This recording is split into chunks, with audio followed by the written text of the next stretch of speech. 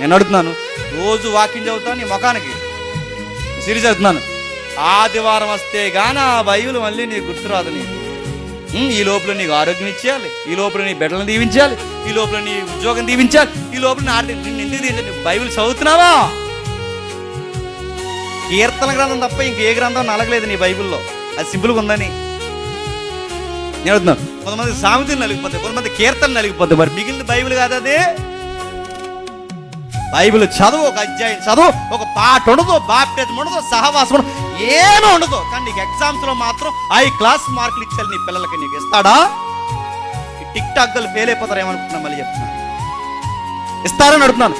నీ బిడ్డల్ని ఎప్పుడు దీవిస్తాడు? నీ గుడారానికి తెగులు రాకుండా ఎప్పుడు దీవిస్తాడు? నీకు ఆరోగ్యం ఎదిగిస్తాడు. ఎదుటి వారిని చూడటం మార్చుకో, ఎదుటి వారిని మంచిగా చూడు. నీ ఇంట్లో ఉన్న ఫోటోని ఎలా చూస్తావో బయట వాళ్ళని కూడా అలాగే గౌరవించు. ఎందుకంటే ఎప్పటివరకు ఎలా బతికావో నాకు తెలియదు, కానీ యేసయ్యలోకి వచ్చిన తర్వాత మనలో ఒక డిగ్నిటీ ఉండాలి, ఒక ఉందాతనం ఉండాలి. ఉందాతనం ఏంటి చెప్పిన, అందరూ బాగుండాలి.